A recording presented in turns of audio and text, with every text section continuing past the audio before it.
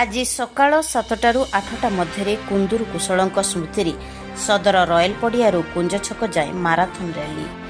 ବିଭିନ୍ନ ସଂଗଠନ ପକ୍ଷରୁ କୁଞ୍ଜ ଛକ ପାଖରେ କୁନ୍ଦୁରୁ କୁଶଳଙ୍କ ପ୍ରତିମୂର୍ତ୍ତିରେ ପୁଷ୍ପମାଲ୍ୟ ଅର୍ପଣ ସହ ସ୍ମୃତି ସଭା।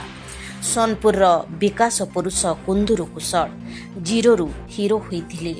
ଆଜି 18ତମ ଶ୍ରାଦ୍ଧବାର୍ଷିକୀ। ସୁବର୍ଣ୍ଣପୁର ଜିଲ୍ଲାର ବିକାଶ କଥା କହିଲେ ସୋନପୁର ପୂର୍ବତନ ବିଧାୟକ ସ୍ୱର୍ଗତ କୁନ୍ଦୁରୁ କୁଶଳଙ୍କ ନାମ ସର୍ବାଗ୍ରେ ଆସିଥାଏ। ସୁବର୍ଣ୍ଣପୁର ଜିଲ୍ଲା କଥା କୁହନ୍ତୁ କିମ୍ବା ମହାନଦୀ ବ୍ରିଜ୍ କଥା କୁହନ୍ତୁ, କୁନ୍ଦୁରୁଙ୍କ ଅବଦାନକୁ କେବେ ହେଲେ ଭୁଲି ପାରିବେ ନାହିଁ ସୋନପୁରିଆମାନେ।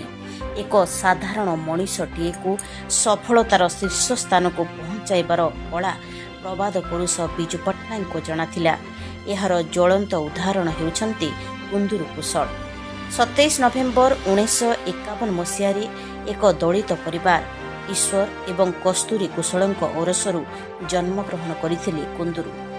ଗରିବ ପରିବାରରେ ଜନ୍ମଗ୍ରହଣ କରିଥିବାରୁ ସେ କେବେ ଚିନ୍ତା କରିନଥିଲେ ଯେ ଦିନେ ସୋନପୁରର ବିଧାୟକ ହୋଇ ବିଜୁ ପଟ୍ଟନାୟକଙ୍କ ଅତି ଆପଣାର ହୋଇପାରିବେ।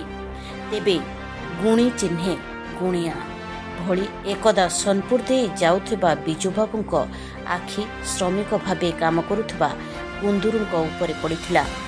ଡେଙ୍ଗା ମଣିଷ ବିଜୁବାବୁଙ୍କୁ ଦେଖି କୁନ୍ଦୁରୁ ସେଠାରେ ପ୍ରଣିପାତ କରି ଆଶୀର୍ବାଦ ନେଇଥିଲେ। ପ୍ରବାଦ ପୁରୁଷଙ୍କ ସେଦିନର ଆଶୀର୍ବାଦ ହିଁ କୁନ୍ଦୁରୁ କୁଶଳଙ୍କୁ ଏକଦା ସୋନପୁରରେ ଅପ୍ରତିଦ୍ୱନ୍ଦ୍ୱୀ ନେତା ଭାବେ ଗଢ଼ି ତୋଳିଥିଲା। 1990, 1995 ଓ 2000 ମସିହାରେ ସୋନପୁର ନିର୍ବାଚନ ଜିଣି ତିନି ଥର ବିଧାୟକ ହୋଇପାରିଥିଲେ କୁନ୍ଦୁରୁ କୁଶଳ। କୁନ୍ଦୁରୁଙ୍କୁ ବିଜୁବାବୁ କେତେ ଭଲ ପାଉଥିଲେ ତାହାର ନିଦର୍ଶନ ବିଭିନ୍ନ ସଭା ସମିତିରେ ଦେଖିବାକୁ ମିଳିଥିଲା। ଏକଦା ମାଣିକେଶ୍ୱରୀ ପଡ଼ିଆରେ ବିଜୁବାବୁଙ୍କ ନିର୍ବାଚନୀ ସଭା ଚାଲିଥିବା ବେଳେ ସାଉଣ୍ଡ ସିଷ୍ଟମରେ ସମସ୍ୟା ଦେଖା ଦେବାରୁ ବିଜୁବାବୁ କହିଥିଲେ, ଏ କୁନ୍ଦୁରୁ, ଏହି ମାଇକ୍ କୋଉଠୁ ଆଣିଛୁ? ଭଡ଼ା ଦେଇଛୁ ନା ନାହିଁ? ବିଜୁବାବୁଙ୍କୁ ପିତୃତୁଲ୍ୟ ସମ୍ମାନ ଦେଉଥିଲେ କୁନ୍ଦୁରୁ ଏବଂ କୁନ୍ଦୁରୁଙ୍କୁ ବିଜୁବାବୁ ମଧ୍ୟ ବହୁତ ଭଲ ପାଉଥିଲେ।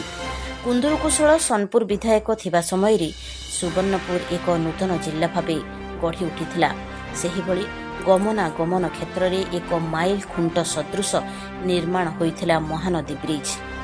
ବିଜୁ ବାବୁଙ୍କୁ ହାରି ଗୁହାରି କରି ସୋନପୁରର ଉନ୍ନତିମୂଳକ ପ୍ରକଳ୍ପ ହାସଲ କରିବାରେ ସିଦ୍ଧହସ୍ତ ଥିଲେ କୁନ୍ଦୁରୁ। କୁନ୍ଦୁରୁଙ୍କୁ ଏକ ରାଜଦୂତ ମୋଟରସାଇକେଲ ଉପହାର ଭାବେ ଦେଇଥିଲେ ବିଜୁବାବୁ। ବିଭିନ୍ନ ରାଜନେତା ନିଜ ପୁଅ ଝିଅଙ୍କୁ ରାଜନୀତିକୁ ଆଣି ଟିକଟ ଦାବି କରୁଥିବା ବେଳେ କୁନ୍ଦୁରୁ ତାଙ୍କ ରାଜନୈତିକ ଜୀବନକାଳ ମଧ୍ୟରେ ପରିବାରର କୌଣସି ସଦସ୍ୟଙ୍କୁ ରାଜନୀତିକୁ ଆଣିନଥିଲେ। 2008 ମସିହା ନଭେମ୍ବର 8 ତାରିଖରେ କୁନ୍ଦୁରୁ କୁଶଳଙ୍କ ପରଲୋକ ହୋଇଥିଲା। ଆଜି ତାଙ୍କର 18ତମ ଶ୍ରାଦ୍ଧବାର୍ଷିକୀ। ତେବେ କୁନ୍ଦୁରୁଙ୍କ ବିୟୋଗ ହୋଇସାରିଛି ସତ, କିନ୍ତୁ ସେ ସର୍ବଦା କହୁଥିବା ମୋର ସୋନପୁର ମୋତେ ସୁନ୍ଦର କଥା ପଦକ ଚିରକାଳ ଯାଏଁ ସୋନପୁରିଆଙ୍କ ହୃଦୟ ଭିତରେ ରହିବ ନିଶ୍ଚୟ। ଆଜିର ଏହି ଶ୍ରଦ୍ଧାଞ୍ଜଳି ସଭାରେ ଅତିରିକ୍ତ ଜିଲ୍ଲାପାଳ ଅଞ୍ଜଲିନା ପ୍ରଧାନଙ୍କ ସମେତ ଜିଲ୍ଲାର ବହୁ ବିଶିଷ୍ଟ ବ୍ୟକ୍ତି, ସାମ୍ବାଦିକ, ଆଇନଜୀବୀ, ସ୍ୱେଚ୍ଛାସେବୀ ଯୋଗଦେଇ ତାଙ୍କ ପ୍ରତିମୂର୍ତ୍ତିରେ ପୁଷ୍ପମାଲ୍ୟ ଅର୍ପଣ କରିବା ସହ ତାଙ୍କୁ ମନେ ପକାଇଛନ୍ତି।